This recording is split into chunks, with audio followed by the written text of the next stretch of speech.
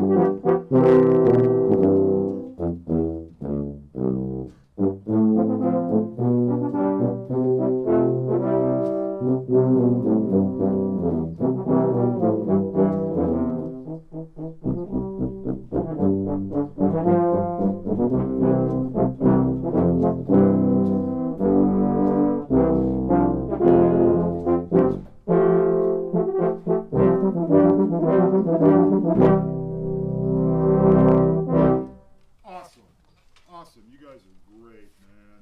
This is just awesome.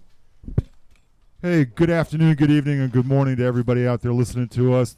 Welcome to another episode of Conical Supremacy. As you can see, we've got a music episode for you today, and we'd like to thank each and every one of you for tuning in today. I'd like to take a second to introduce my co-host, the guy whose idea this was, Mr. Doug Tornquist. Hi, John. How are you? I'm good, and thank you for hosting us in your driveway.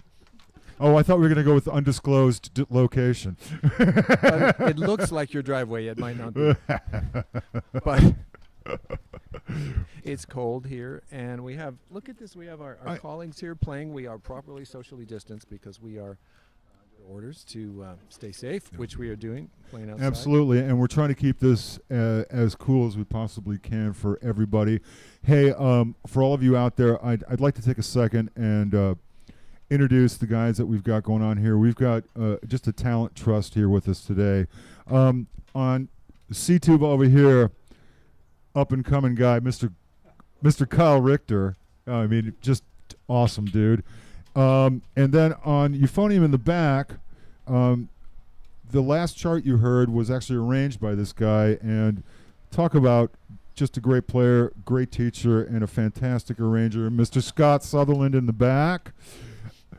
On first euphonium, we've got Jonathan Sy, and just sounding great back there. And I don't know if anybody of you knows, Phil, how many movies have you played on now? Oh boy, about 200. About 200. We've got a guy I used to work with actually at Disney at the in the Make Believe Brass. I was the sub, and it was Phil's main gig, and then he got just, I don't know, want to say lucky, but you got let go. Awesome. And turned his life into just, I just can't say enough about this guy, Mr. Phil Keane over here. Also, I'd like to take a second to introduce our producer, who's been kind of trying to shake down the whole technical issue today. Tech Sergeant Quinn sitting over there making us sound good and everything. Doug, today, when was the first time you did Tuba Christmas? John, I was thinking about that, and it was either, wow, it was either 1979 or 1980. Mm-hmm. It was at the Music Center in Los Angeles, indoors. We played in the lobby, and Harvey Phillips would come. He'd fly out from, I guess he was in Indiana at that time, and even then there were hundreds of players, 200 players, and we would always play in front of the Glendale Symphony concert. They did a concert. It was on a Sunday night, and the Tuba Christmas would happen at the Dorothy Chandler. And Jim Self was there conducting. Harvey Phillips would be there. I was a student back then. And even by then, I think we were in our, how long has it been going? 45 years? Yeah, or I think it is 45 years. Well, I was going to say my first Tuba Christmas was when I was 13, so that would have been 1976. okay. And my dad drove me up to Chicago because I lived on the south side, so we went up into the city, and they always did it right in front of, at that time, they would do it right in front of Orchestra Hall. Okay. And Harvey was there for my first time, and he kind of knew who I was, and he made me stand up front with my horn and everything right next to him and say, all right, kid, let's go. We're going to do this. And I think it must have been about maybe 28 degrees outside. Sure. So it was, and the wind was just whipping off the lake that day, too. I still remember that, just freezing my tail off. And I remember my dad was like kind of sipping coffee, looking over, going, what are you doing? It was just, he couldn't get up. And then when everybody started playing, he was going, oh, okay, now I get it. Now I get it. So, speaking of our first time and everything, I think I'd like to, hey, Quinn, can we pull up that video now? We got a little testimonial from our good friend Jim, and I think it's, I want to thank him for making this little video for us, and not, unfortunately, couldn't make it over today, but let's go ahead and roll that. Quinn?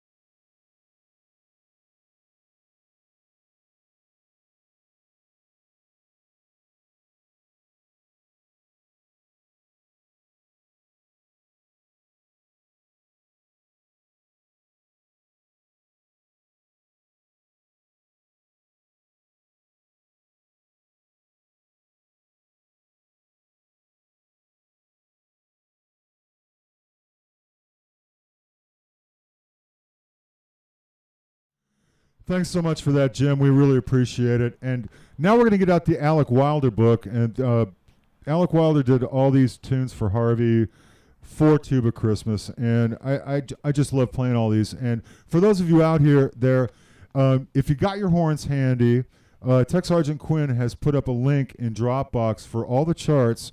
And we would love for you to play along with us. The first one we're going to do is Adeste Fidelis with all the repeats. So here's a little Adeste Fidelis. All right, 1, 2, 1, 2, 3.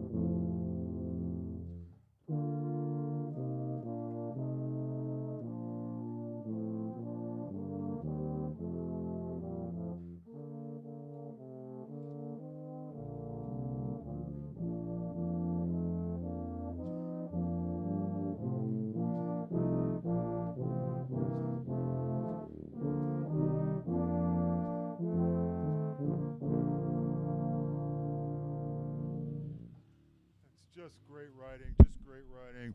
You know, Doug, you've been an Alec Wilder nut for a long time, and when did he write these for Harvey? Do you recall? I don't know, but it must have been in the late 70s because Tuba Christmas started in the mid 70s. Yeah. And Wilder was he passed in 80. So this was totally at the end of his Totally life, at the and end, of yeah. his career and whatnot. yeah.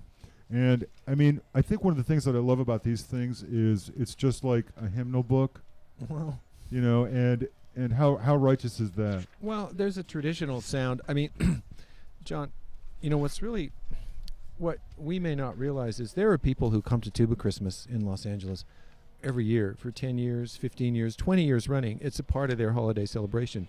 Wherever it is, the venue has changed, but the same people come. I see them out there in the audience, and these people are singing along, and some of them have tears in their eyes. So it is a huge thing, and the sound of these arrangements is a huge part of people's holiday celebration. Yeah, So I totally I get that too, and all the tunes that we're going to be playing today are like some of our favorites.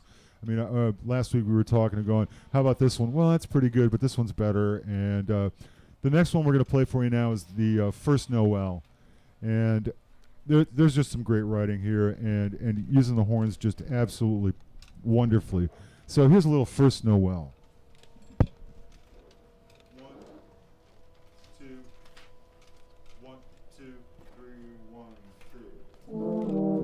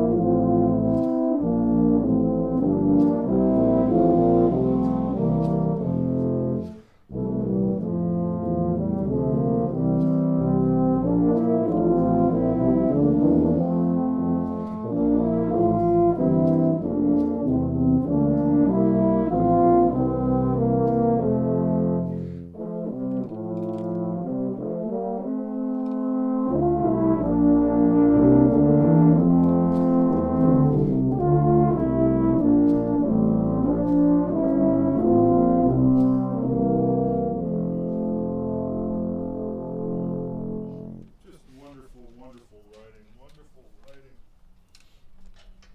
Excuse me, folks. Got to pull up the list, unfortunately. And here we go. So, of course, there it is. So, it's actually one of my favorite Christmas tunes. The next one is going to be Silent Night, guys. Oh, Silent Night.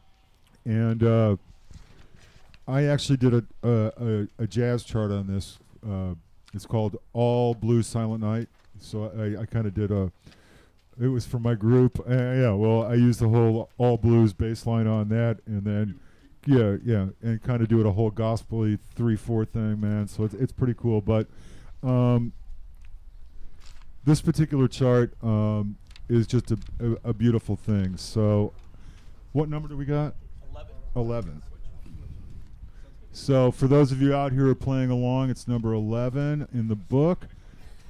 And of course the wind starts to kick up now. Thanks a lot. So here's a little Silent Night.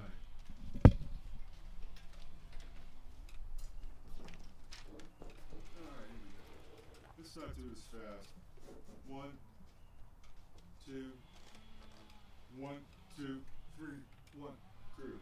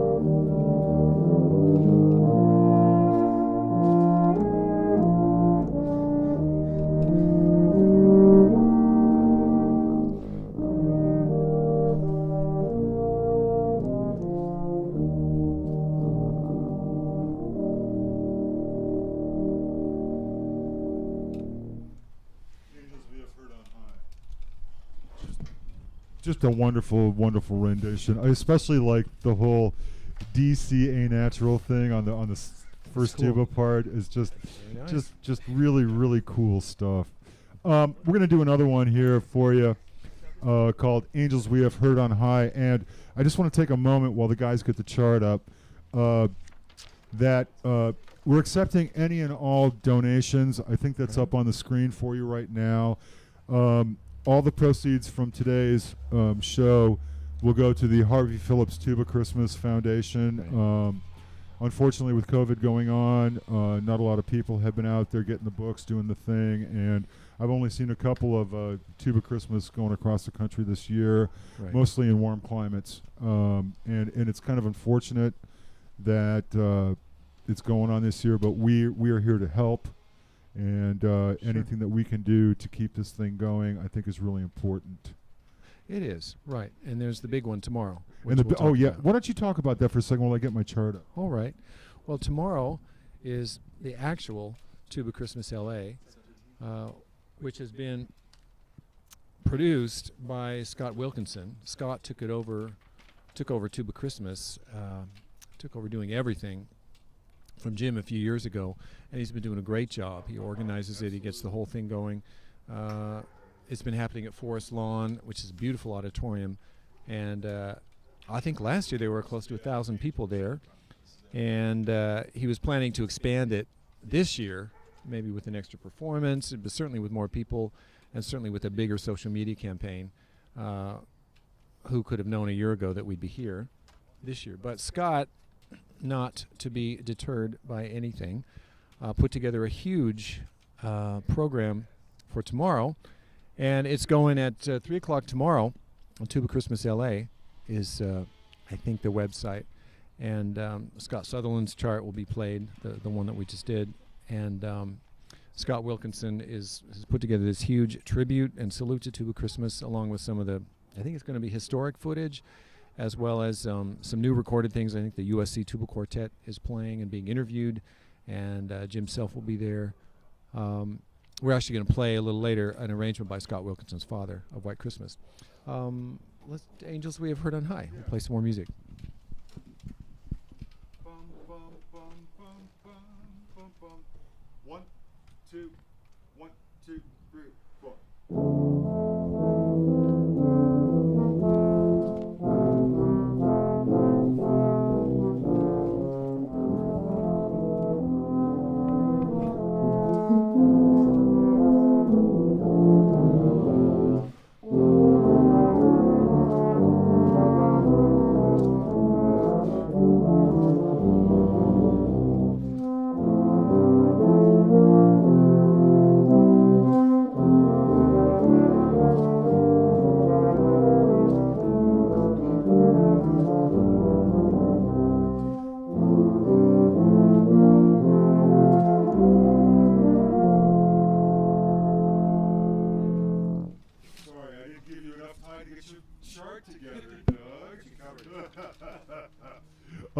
Angels We Have Heard on High.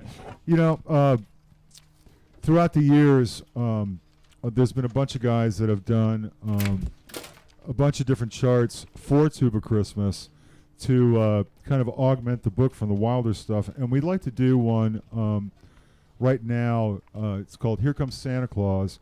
And it was arranged by Fred Dutton and adapted by our good friend Jim Self. And it's kind of a swingy little chart, and Kyle and I are going to try to swing it along a little bit here, and hope you guys really enjoy this. Well, and the reason we chose this is this is a very important piece in every Tuba Christmas, because this is the moment when Santa...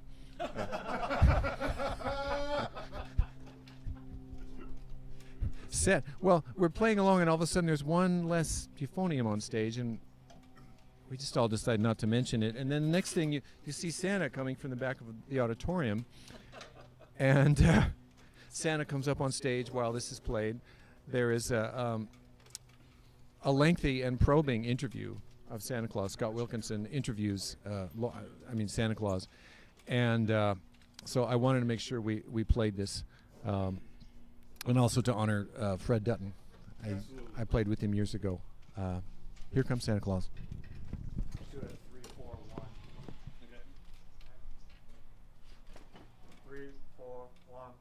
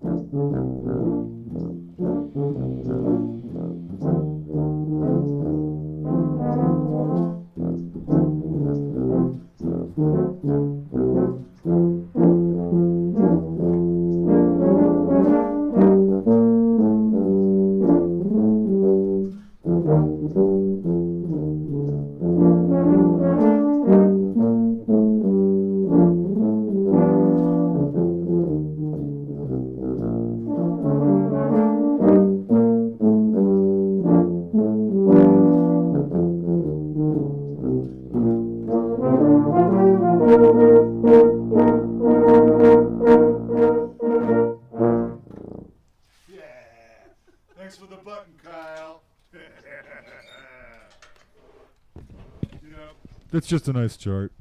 I hope I didn't swing it too hard.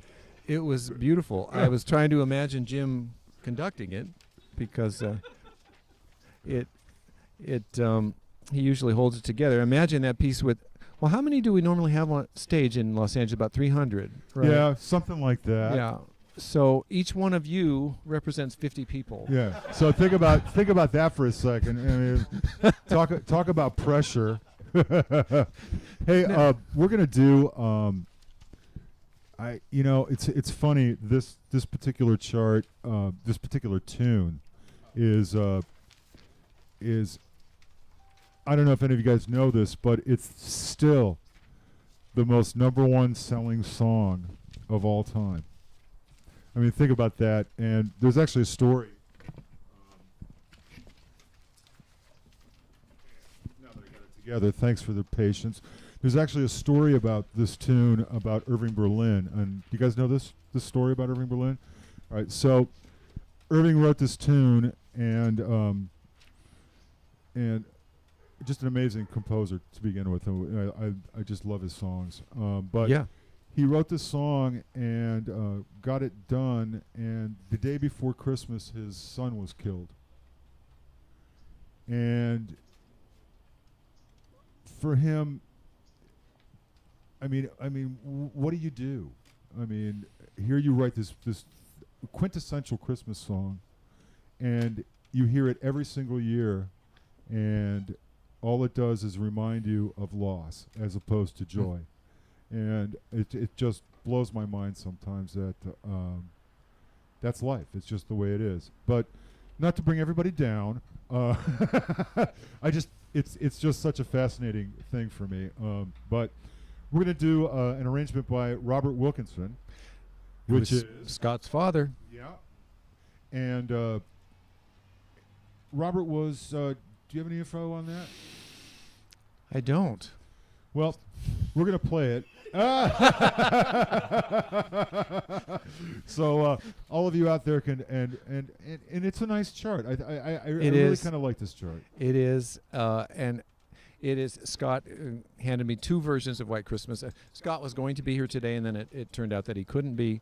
And Phil is a last-minute replacement. Yeah. We're very grateful. And we're very thankful Phil's here. But Scott, you was very, very helpful to us in getting some of this music, and he was he graciously supplied this arrangement that his father wrote, and it has a few other Christmas tunes quoted in it, I think. Yeah. Okay. So let's do this. So here's a little White Christmas. Let me make sure I've got my shirt up properly. Okay. 1, 2, 1, 2, 3.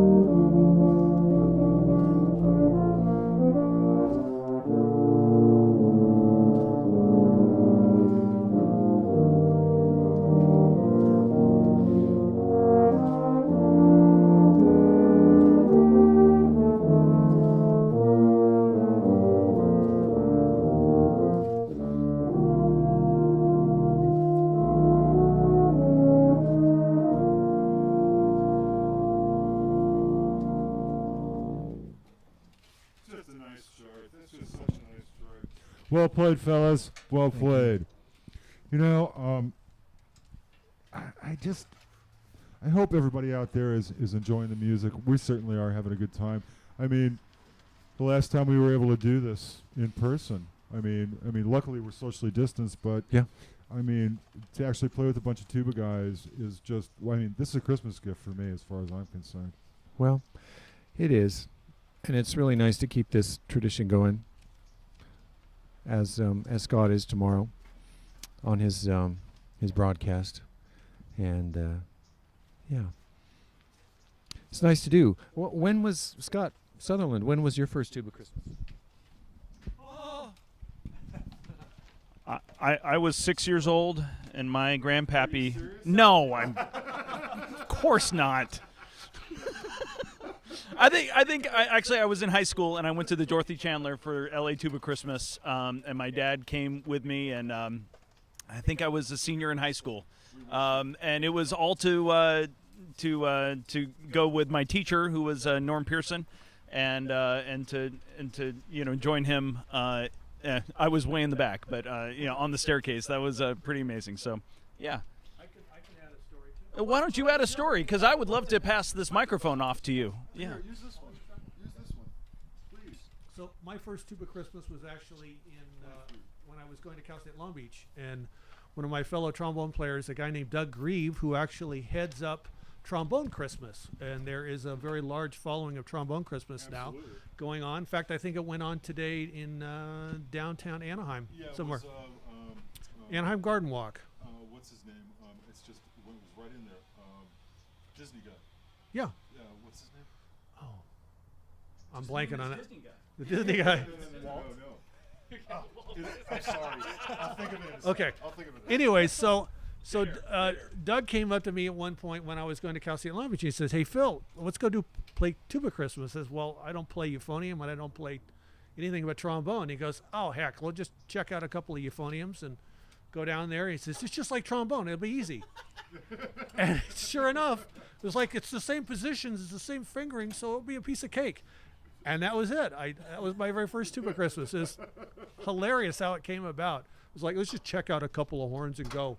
So that's what we did. What I did today. So as long as we're asking, Kyle, when was your first one? Here, let's do. Boom. There you go. Does it reach me? Yeah, you got it. So my first tuba Christmas wasn't actually until I was doing my master's at USC studying. Wait a minute. Were your masters? Yeah. Nah. So I was actually studying with. I did 1 year with Jim Self, 1 year with Doug over there on the end, and Jim always has the USC bass tuba quartet, which I was a part of at the time. Play a little feature during the LA Tuba Christmas at Forest Lawn. So I got to go and do that.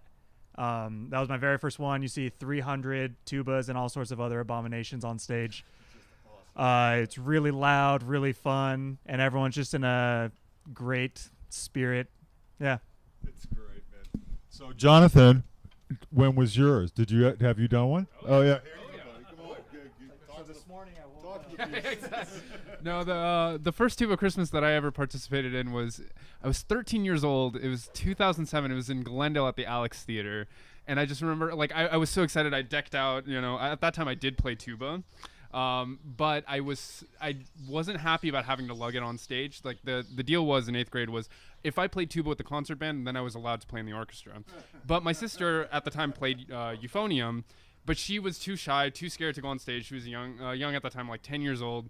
And so I just took her euphonium, and that was actually probably the first time I ever played euphonium was at Tuba Christmas. And it was just, I just remember like how happy it was just being with everybody there, everybody in such a celebratory mood, dressed up, dressed to the nines, everybody's instruments also dressed to the nines. And that really left an impression. So, and here to this day, I'm still playing euphonium. So. Just awesome. Just awesome. Well, I'm sure a lot of folks out there have the same type of stories that we have, and how much this thing really means to us. And we'd like to do number 23.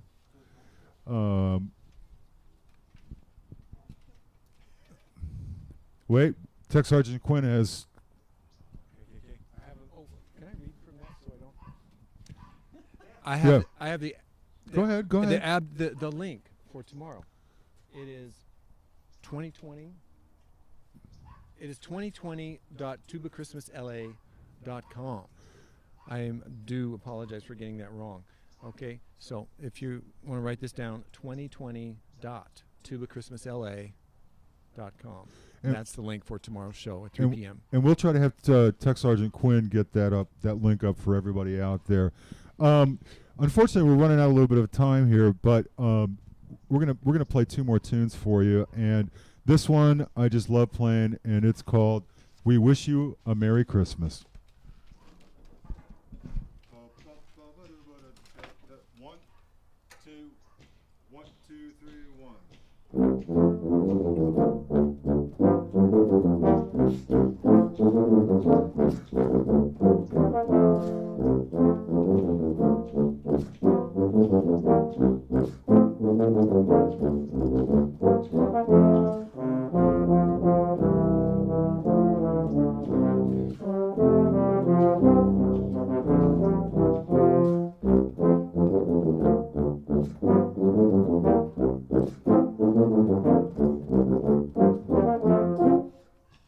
It's such a great chart. It just starts and goes. I mean, how much fun to have the melody for a change, right? Totally cool. So hey, we're gonna do one more tune for you folks, and I think this was just a gas. Well, thanks, John. Yeah, this was John's idea. Yeah, blame me. And he said, let's do this. And I said, yeah, let's do it because this is our one chance. We've been wanting to play together. Well, here we are. And our colleagues said yes. And we really wanted this to use our hour to promote Scott's show tomorrow. Absolutely. 2020tubachristmasla.com. And that's going to be a great show. And we wanted to give people maybe the chance to play along. You know, yeah, I mean, I just love playing these charts. It's just fun, and when you get to playing with your friends like this, and I just want to take one more second to introduce and tell you who's been here. Kyle Richter over here on C. We got Phil Keane in the back on euphonium. Jonathan Sy right behind me. The incomparable, and how shall I put it, dull, Mr. Scott Sutherland. My very good friend, Mr. Doug Tornquist. Doug, thank you so much for yet another great day today. Thank you. Let's finish up with Joy to the World. Okay. And we want to thank all of you out there for hanging out with us for an hour. And remember, any donations that anybody can make. I know things are tough right now for everybody, but it's going to a really good cause and a really great foundation. And thanks again for joining us today. We really, really appreciate it. And I hope we got to spread a little Christmas joy today. So here's a little Joy to the World on the way out. What number is that? What number is that? 14. Thank you. Thank you. 1, 2, ready, oh. Yeah, thanks. I love being a sideman. Repeat's good. I hate reading. Repeat's good. Here we go. All right, guys. Bum, bum, ba-dum. 1, 2, 1, crew.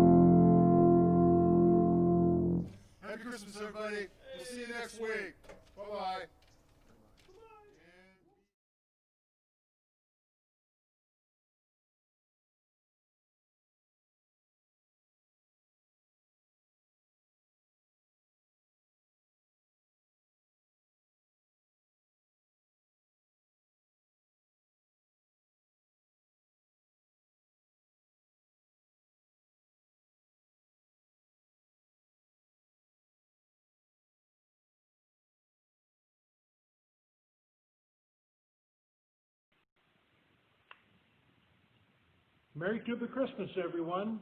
My name is Jim Self. I'm a local Los Angeles tuba player. And for 35 years, I hosted Tuba Christmas here. And we have several hundred tubas players and euphonium players come out, and people sing along.